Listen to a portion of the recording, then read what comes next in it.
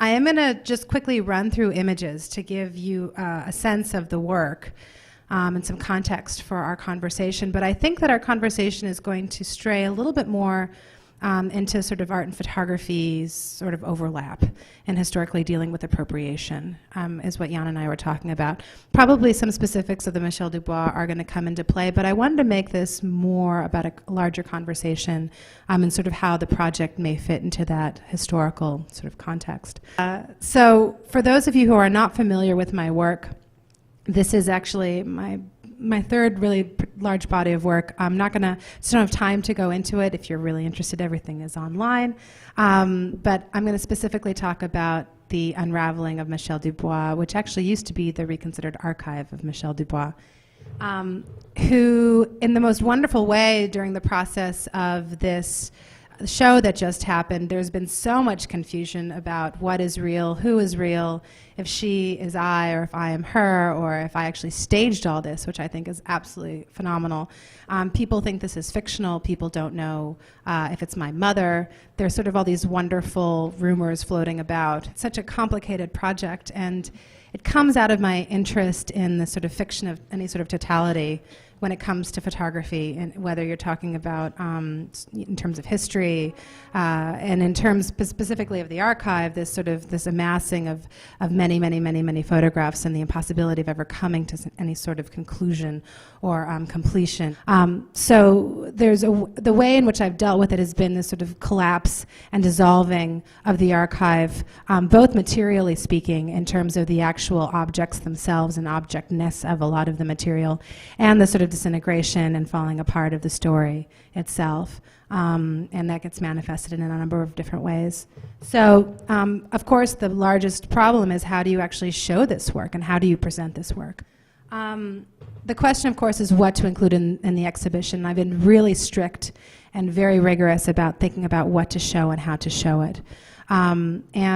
So this, it's happened in a number of smaller ways in the past. The first ways I was approaching it was from an art historical perspective, and so the one called the Cindy Shermanesque, but she's the real thing, actually is a cluster.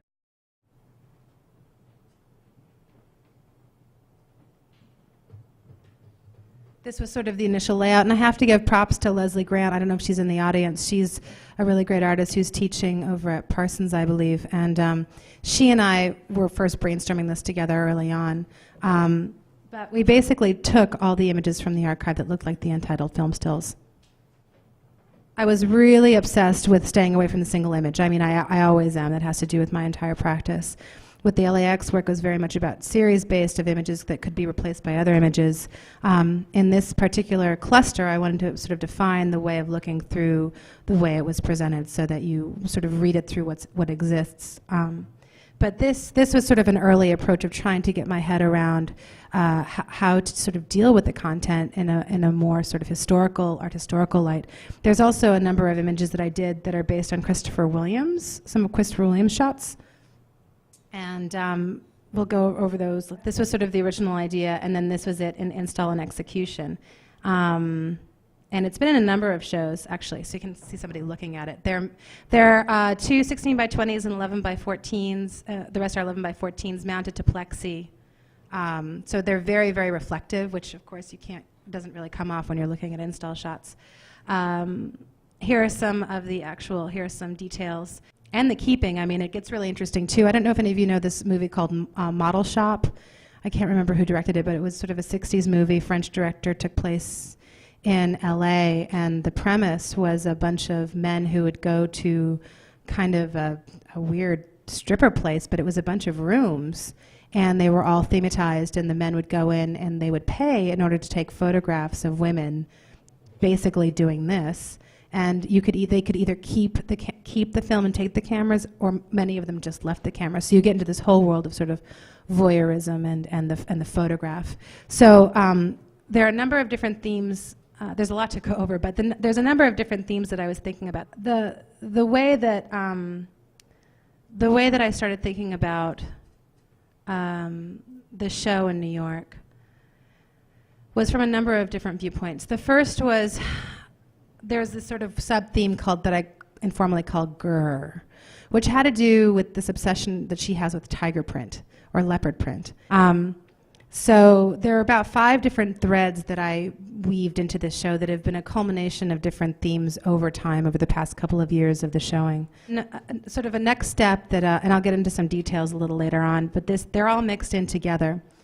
These are part of, this sort of colored one is very much a part of the film materiality decomposition that I was talking about, the sort of falling apart, the literal falling apart of the medium. There's a whole sort of photographic narrative that's going on, thinking a lot about looking and her perception of herself. There's a giant eye that's in the back of the space. This idea of sort of the mirror. There's images that have I as the text.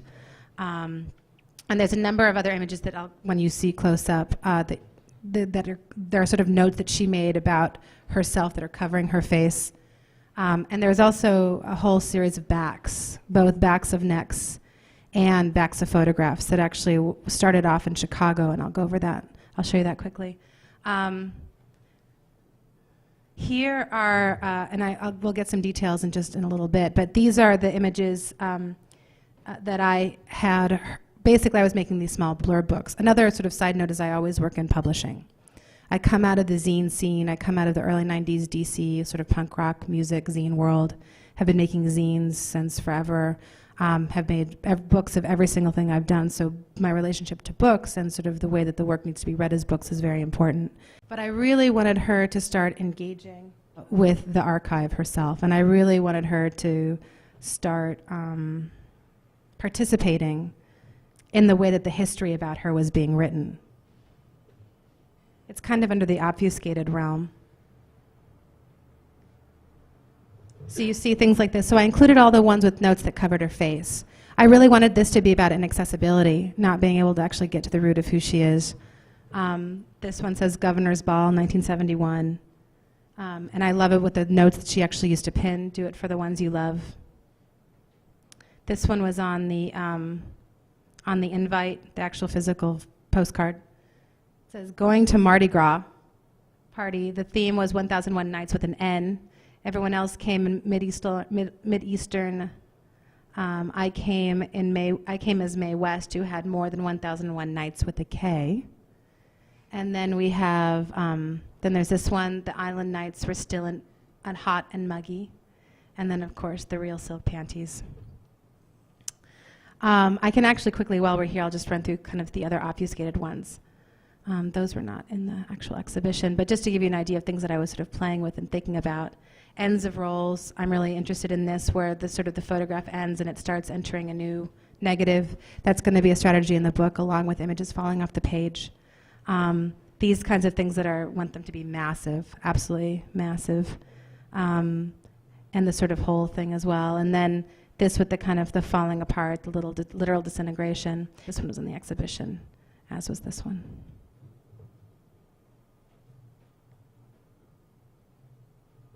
So here, this was a sort of another image from the GER series of her acting like a tiger, and there's a relationship with the fact that she's sort of wearing the same dress, but just a different, again, it's sort of the same situation but different, the same but different. This is a whole series that goes back to my wanting to keep in images from the roll and not editing out. This is part of the cluster concept.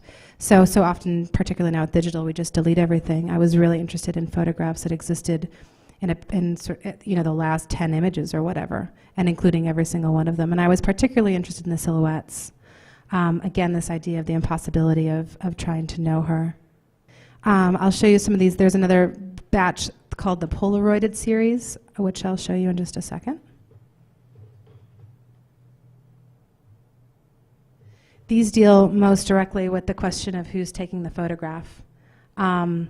And there are a series of Polaroids of her sort of in the same kind of generic bar space with different men. And I just blacked out all the guys. I mean, it's really, none of this archive is about anybody else except her. And so I wanted to kind of take them out of the equation.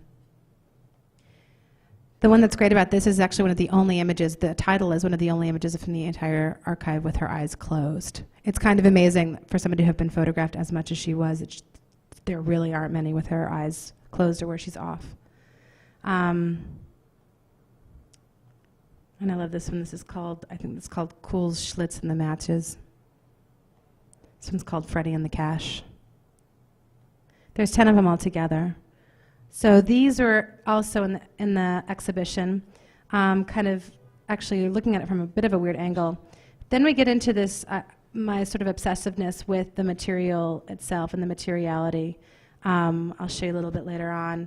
I took a disc film and framed it and then made a photograph of the positive. Here's the Cindy Sherman-esque.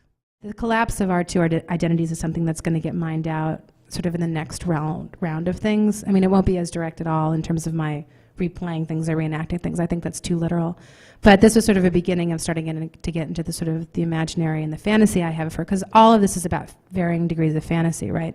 But an important thing that you'll see clearly throughout the installation is a combination of loose prints, all different kinds of framing, plexi, all over the map. So this idea of completely breaking whatever rules there are about ways that things should look or should be framed or should be presented. And I wanted to sort of give a sense of collapsing all the different kinds of mediums with all the different kinds of photographs. I mean, there's hand-done C prints, there's digital prints, there's black and white fiber prints, there's Polaroids. It's kind of all over the map. It is all over the map. It's not kind of, it is all over the map. And here is another back image, a back of the neck. I'll show some more details in just a second that went with the backs of the photographs. In the center, this was a situation too where I was trying to have my head match. I made it the size of my head. Also, there's a silhouette image that I made the same size as my body, so that's sort of another kind of more subtle way in which the collapse is happening. I wish they had done some more install shots. Here's a sort of close-up of the detail. I also did things like I'm involving and putting in a piece that was actually part of this Invisible Exports Artist of the Month project. I don't know if you guys know about this, but we were asked to do a sort of project. I was February of last year. And so I did a centerfold. I did a two-sided piece. I was starting to sort of mess up the sides, so the front and the back didn't necessarily match. But I included my print, my like 1 of 50 in the exhibition. So again, it's about sort of collapsing the process I'm going through of the archive with her archive as well. So it becomes this kind of dynamic, non-static thing. And of course, the entry ones. I can show some quick details now. Quickly, these are the ones I did this was a show I did in Chicago. It was a really small project space. And it was called Selections from the Analog Collection. And these are the ones that I really did concentrate on the backs of the necks and the backs of the images.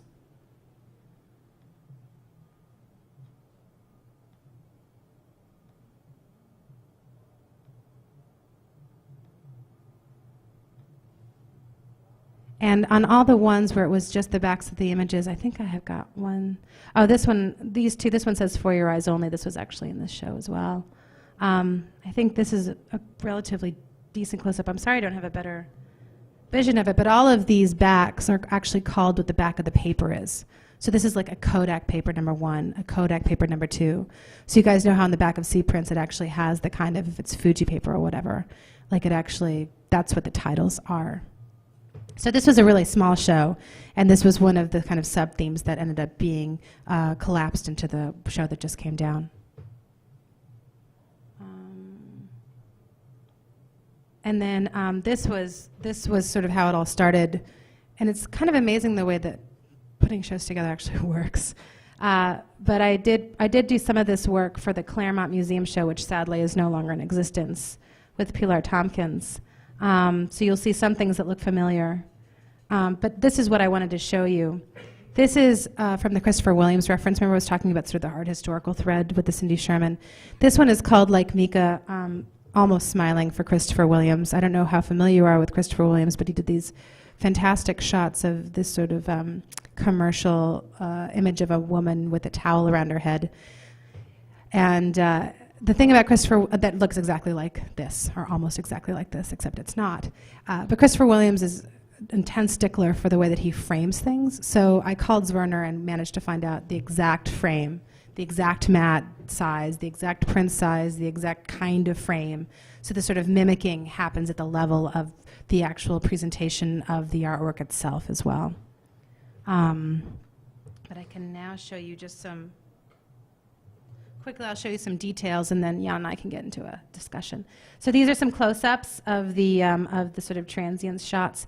This one is probably one of my favorites. This is the one that I actually made. That's the size of my sort of shoulders rotating.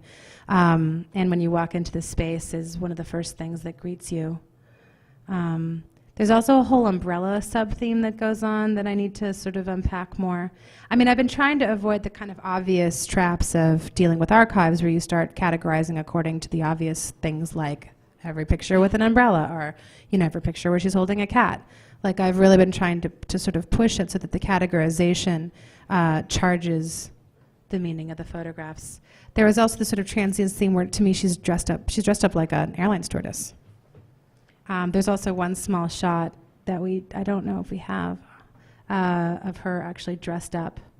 There's another amazing thing that's happening here where there's a lot of photographs that are taken of the same situation that are both color and black and white.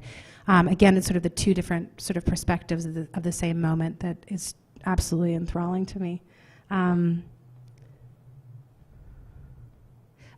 did actually include, there's this one beautiful little homage. It's the real print. It's that I had in the show of her at the airport, sort of linking into the LAX work and this, again, this sort of promise of travel. So here are some close-ups of the Christopher Williams. It's hard for me to show you these because these aren't installed. I mean, it only exists in installation, so you're just looking at sort of images, but you're not looking at pieces, if that makes sense. I mean, these Christopher Williams shots, it's very important that they're in installation. The same with the Cindy Shimmernesque. And then it actually sort of presents a difficult problem when I'm presenting the work, because I want you to be able to see the image. But that installation is absolutely key in this project. It completely defines it. Here's another close-up of the back of the head. For your eyes only. This sort of amazing shot of her that I still don't understand. Here's the positive of the disc film. This is an image that'll be shown actually at the Armory, but it's, again, dealing with my obsession of the analog. I'm very interested in a lot of the ephemera actually talks about film or has images of film strips in it. And it's called Super Photo Me. I mean, who puts me on their own photo album? This is another back of the neck, which as you can tell, relates to this one. Again, the kind of black and white and color take on the same shot. Here is sort of the front. Here's the front of the Invisible Exports piece. And then here's a better close-up of the actual disc film, and sort of fetishizing the material literally. I mean that it is no longer around. So it becomes about this sort of collecting and keeping of the materiality of the analog along with her. And then here are some close-ups of the amazing lipstick shots. So I think that's kind of it's actually a really fast and quick and dirty introduction, but I wanted to give you an idea of sort of what the images, of what they looked like, how they were looking in installation, and the ideas that went into them, and also sort of the context for where they came out of. And I think now is a good point to bring Jan on stage so we can have kind of a larger discussion. I mean, I'm giving a very sort of, like I said, quick and dirty, descriptive presentation, so we'll be able to take it to another level now with Jan. So I should say that Jan and I are colleagues and taught what I think is the best class ever. And I love Art Center for actually having the gumption to do it. I don't know if they'll continue to do it, but it was Jan Tumlir and Dave Hulfish Bailey and myself all talking about Los Angeles from very different perspectives. It was called Geography as Destiny, and it was one of the best teaching experiences I ever had. I don't know if the kids knew how lucky they were, but it was sort of a wonderful take. I mean, I'm really concerned with sort of the imaginary of Los Angeles, the way it exists in sort of fiction and noir and movies, and sort of it's what you hear and what you think about it as opposed to what it is, and that sort of dissonance between the expectation and the reality. And then Jan had a much more sort of historical approach, and you're interested in like the Cool School and the Ferris Gallery and the sort of giving some history to the art context. And Dave Hulfish Bailey is very much about being on the ground and in the world, and that sort of the disconnect happening in a very sort of physical way. So we talked a lot about the Arroyo Seco and about these sort of the mudslides that were happening, because it was during the fires. I mean, it was a perfect time for the class. I mean, I think the transition between that work of yours that I know from a while back, where you photographed hotels or motels that were close by airport, the LAX airport, and sort of established an archive, right, of these spaces, like that are sort of emblematically transient spaces in the most transient city possibly, right, on Earth. That the transition point between that work and this, and I'm not sure if people have seen this work, but I think you published a book, right? The LAX, of this work. Mm-hmm. Is this notion that that there is within photography, or a certain type of photography, when it gets sort of emptied out to a certain degree, and these pictures of LAX airports, they're the most generic types of spaces imaginable, right? They're completely open for a person to customize in any way possible. Or to project their fantasies onto. Exactly. And varying levels of fantasy and varying levels of escapism. Mm-hmm. Yep. So that's what I was thinking, exactly, that that in a way these spaces were perhaps, like seeing them in the light of this work, a kind of stage, perhaps, where people could enact certain kinds of roles while they're in transition, right, between one location and another. And that's very much the story of this Michel Dubois, who enacts this kind of post-war kind of trip through the, all of the Pacific, the power in the Pacific outposts, right, of the post-World War II era. She goes from Korea to Vietnam to et cetera. She touches down in all of these places. And while she's there, she kind of takes on the role of these various locations. Yes. So again, there's this kind of notion that the photograph is in some way like a space or a stage of some sort. I mean, you made it literal with these hotels, which are literally kind of sets. Here, you actually have an actor or an actress, right? In the sets, yeah. In the set. Yeah. But I think it sort of plays up this function that photography has on the most basic level, that it is this sort of place, kind of a site where you get to play with identity on some level. And I know you were just mentioning that it's kind of like, the internet or Facebook or whatever, avant la lettre. Yeah, I like that. Yeah, Mm-hmm. I had that in the article. Yeah. Do you want to say what that means, just in case people don't know? Before the letter? Before the letter, before sort of. So in a way, there's a number of things that were before the letter, right? With this project, the Cindy Sherman-esque piece was, in a way, you're calling attention to the fact that within a kind of popular practice, this person's already doing something very much like Cindy Sherman. Okay. But that, I think, that analogy to an art practice then sort of opens up in the other way, like through the back door, to the fact that everyone is doing a kind of Cindy Sherman-esque type move, right? Because here you've sort of caught it right in the midst of its most kind of popular manifestation. Did you? Although I want to have to say, when Jan came to interview, when we had our discussion at the studio, he was like, "I'm glad you got that out of the way." Do you remember that? It was kind of great. Do you remember that at all? Yes. Yes. He was like, "You get the Cindy Sherman reference, just get that over with." So it's out there already. Well, and it's also one of the things that I think, sort of aligns the whole project. I mean, it makes the statement that somehow the project is a photo project, but you're somehow relating it to the world of art, and you're relating it to the whole history of how art takes up photography, right? Again, I would say you're doing it in a sort of complicated way, or a sort of a roundabout way, right? Yeah, I was really interested in what you were talking about earlier about the sort of history. Mm-hmm. And I don't know if you want to go over that again, the kind of different stages. This kind of came up tonight, but I thought it was pretty fantastic. Well, I was just trying to do a sort of brief summary of like the various ways that photo or photography sort of got taken up historically as an art, right? And first, I think you have this model. I don't want to like go through the whole sort of history of it, but first you have that model of pictorialism, where photography sort of imitates the look of painting. Then you have the model where photography rejects painting and seeks its own sort of medium-specific subject, which is in some kind of documentary practice. So, but both of those, in a way, are pro-con answers to painting on some level. Then that is followed in the 60s, right, by this conceptual art take-up of the photograph, where it no longer has a relationship of any sort to painting, but it suddenly has this relationship to photography as a middling art, as a folk art, basically, right?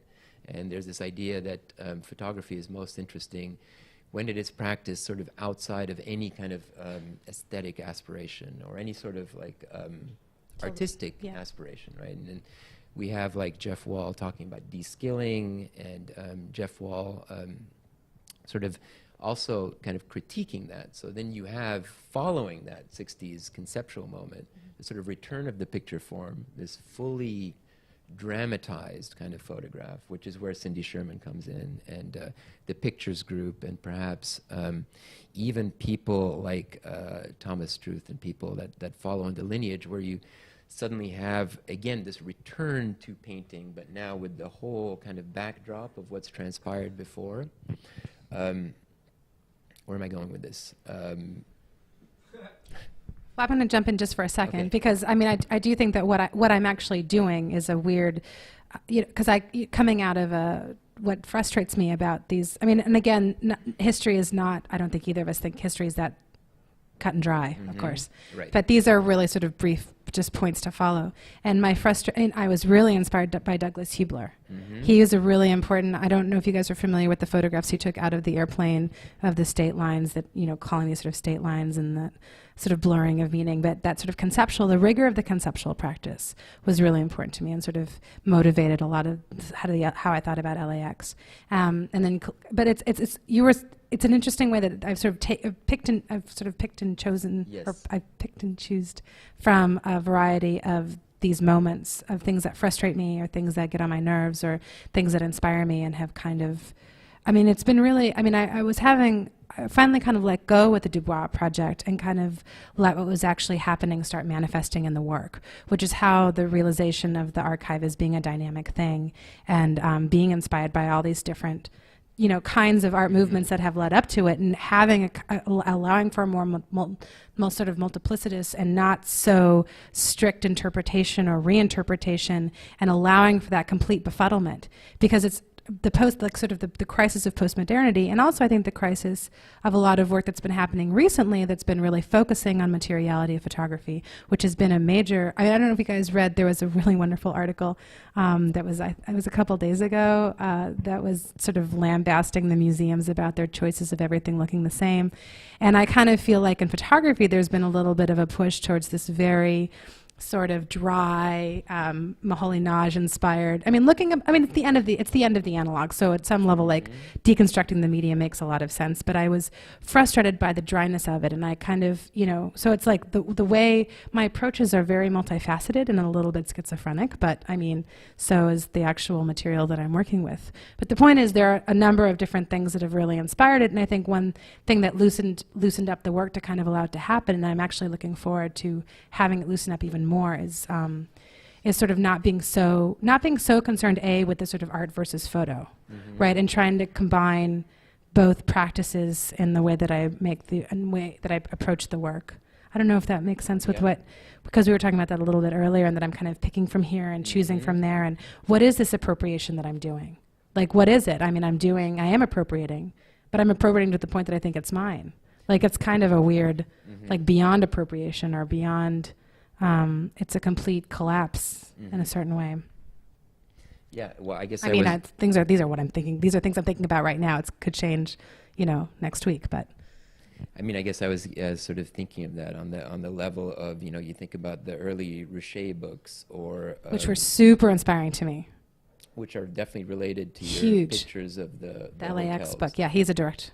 They're sort of like they beg the same description as flat-footed, Right. uninflected, Right. kind of straightforward, unaestheticized, etc. Right. That was definitely seen as a kind of appropriation of a certain kind of folk style, right? That Right. had no aspirations to art. So Right, the in a vernacular, certain way, yeah. the vernacular style. In a certain way, you took that up within that sort of early body of work, but that was still sort of, mimicking it, perhaps.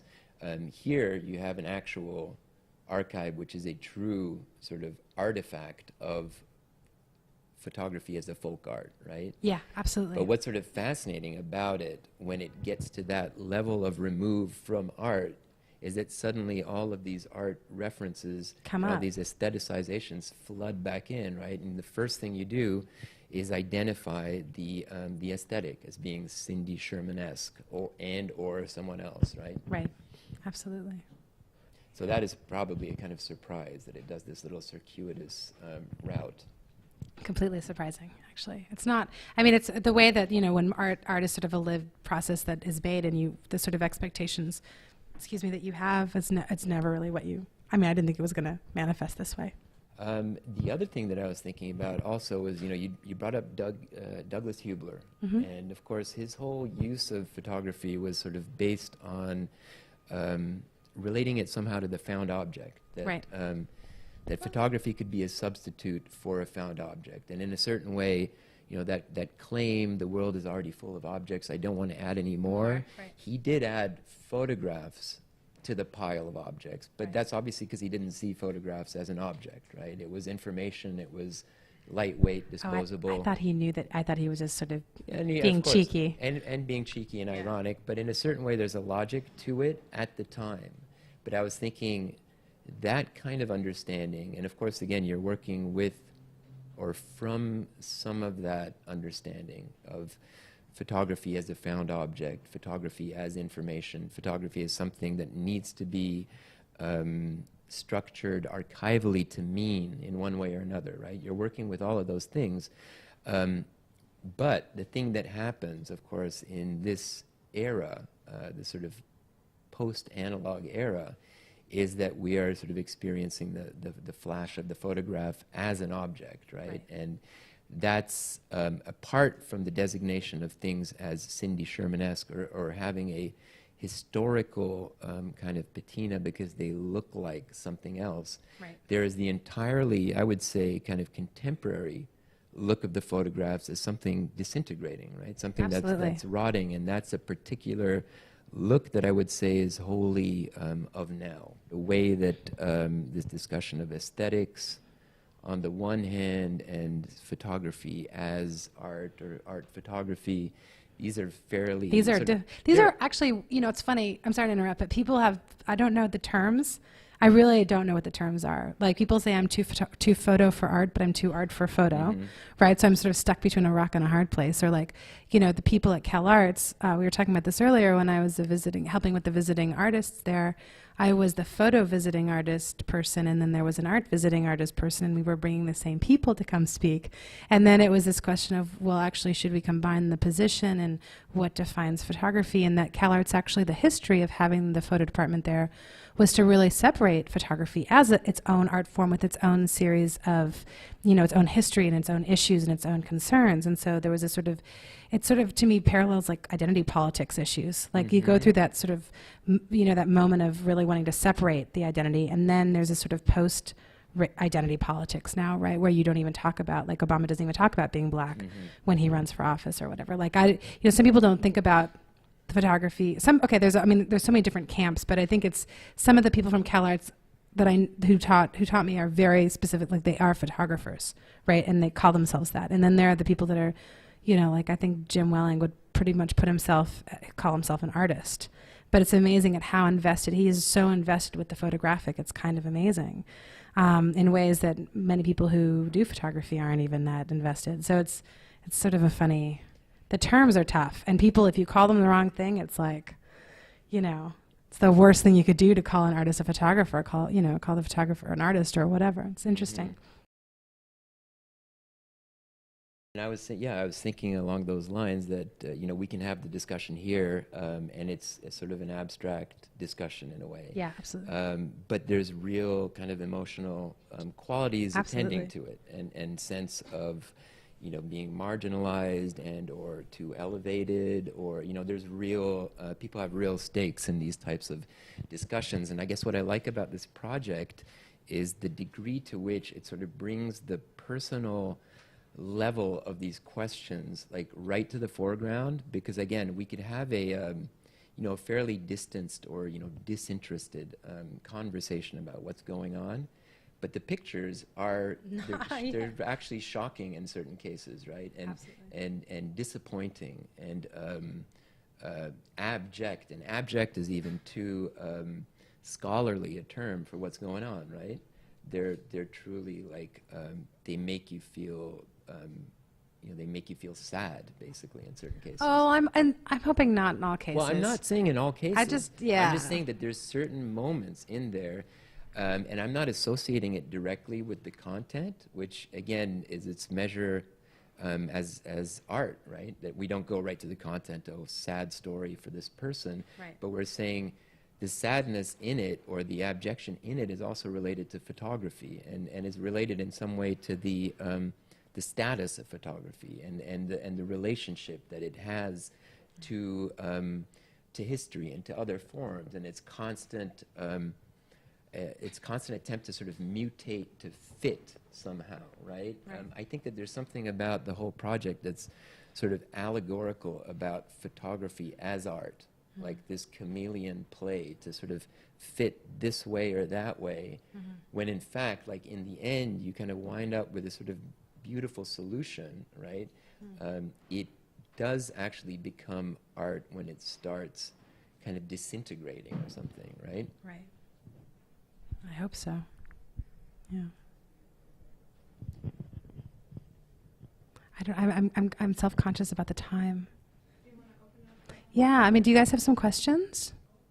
No, I am. Sorry, I didn't mean to put it that way. I'm not interested in it solely being about the biographical. Like, I'm super interested in the biographical, but I'm interested in the biographical from the sort of fantasy position of the impossibility of any sense of totality with the history. Like, I don't, like the sort of traditional documentary, which presumes truth. Like, that's what I meant by saying I'm not interested in biography. I'm not so interested in saying this is Michelle Dubois and she was born here and then she moved here. And it's like, it's sort of this presumption of chronology is not something I'm interested in, which to me is biography. I mean, I think of the TV station, or the show, biography. Like, it takes this very sort of logical, chronological approach to a life that I don't think is, I think misses all of the sort of complexity of the degradation, of the film. So when I said I'm not interested in biography, I meant I'm not interested in a sort of traditional form of like a documentary or the biography. And I'm also interested very much in the process of this unraveling. I'm not, and that has to do with the sort of the implications it has in terms of the art context and also in terms of it being an active and living thing. So that's what I meant. Does that make sense? Yeah, because I'm clearly interested in biography, otherwise I wouldn't be doing this. Yeah. There was another question. Hold on. Yes, sir.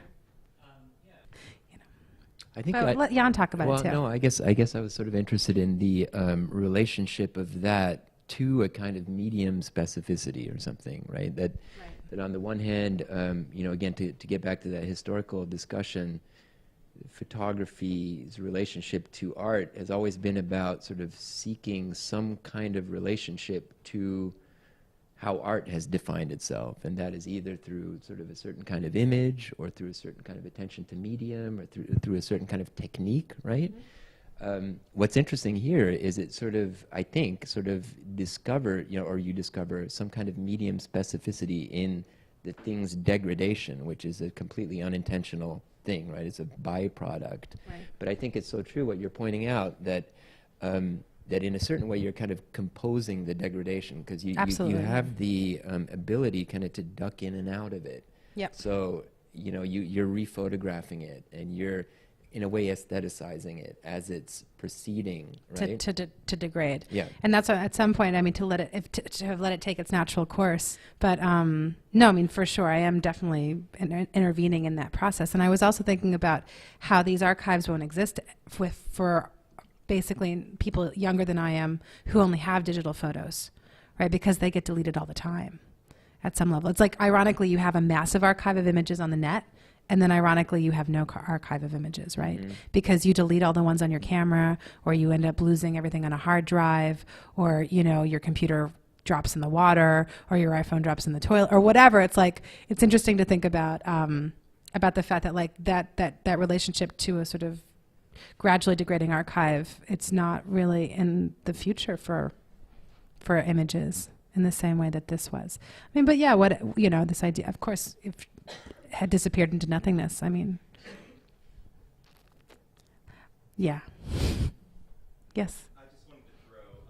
Well, when you were talking about her as a kind of Facebook before the fact or something, I use the term that she's performing a Kodak-inspired kabuki. Oh yeah, I love that. I wrote that down for somebody. Which has something to do with amazing, the fact that amazing line. The medium sort of makes you into a star, right? Yeah. So in a way, she's like the perfect sort of test subject. She's doing what the camera's asking of her, and she's Marilyn Monroe here, Gloria Swanson there, whatever. I mean, whatever the role models of that time are, she has completely absorbed that repertoire of poses, and even notated them, right? Yeah. So I mean, there's something about the way that she's almost like she's a litmus test type figure, right? In front of the camera, she's like actually coming up with the stuff that the camera wants or something. Yeah. No, she's the perfect amateur, right? She's doing exactly what Kodak is asking her to do in every single possible film type. Yeah, absolutely. I mean, I think that there's this sort of fiction of the neutral archive, and it's actually interesting in this issue of Aperture, which I hope you all buy if you are not yet subscribers. There's a Waleed, the whole Atlas group, Waleed Ride article, and he's been super inspiring, although he's also somebody I sort of acted against a little bit in thinking about how archives have been used traditionally, and there's been this sort of approach when you're thinking about kind of archives and this neutrality, right? This voice of authority, that archives were actually, used for government sort of control of documents, and they're talking about sort of archives in terms of power and this sort of neutral face of the archive that the Atlas Group really kind of plays into. And the irony of what he does is that he actually is completely, making everything up, but putting this patina of neutrality and sort of authority in the execution, right? Whereas I've completely let that go. I don't presume any sort of assumption of neutrality or truth-telling or whatever. And I think that the liberating point for me in the project in terms of really having the work happen was not forcing that and completely collapsing. There is some neutrality, right? But then there's not at all. And so I don't even think it's a simulacrum. I mean, because there are real elements that are included. I mean, it's not like there are real Polaroids, there are real prints, like there are unique things from the archive that are in it that are truly a part of it. But it's any presumption of having it be an archive is completely dead in the water from the beginning. So.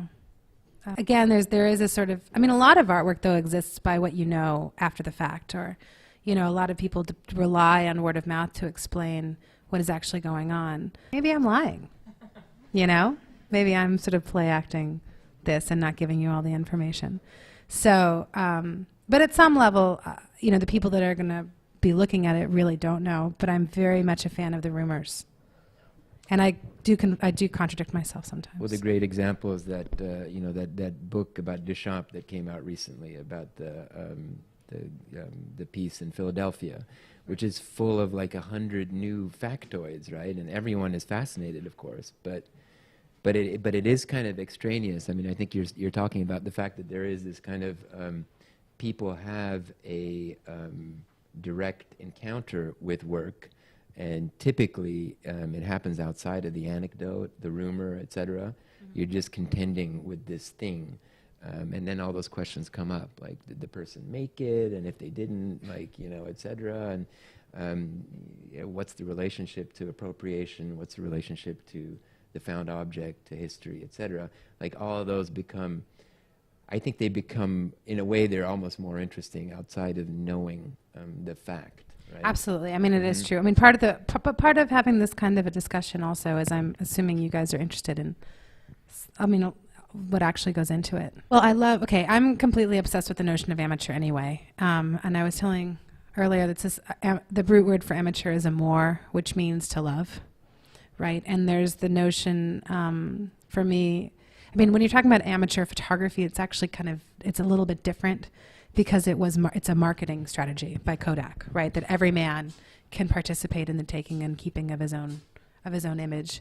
But the difference that I'm really interested in is this sort of compulsion to do something that's not, that has no meaning beyond that compulsion. Like, I'm really interested, and when I think about the amateur, like, I think about the people who love to do things, the enthusiasts. Zoe, is that still on your calling card, enthusiast? It still is, and I'll let you know that after I got out of Cal Arts, I changed it to professional. But I got enough, like, questioning glances from men who are like, oh, what kind of professional are you? That I went back to enthusiast. And I think that's a good way to end. Thank you so much.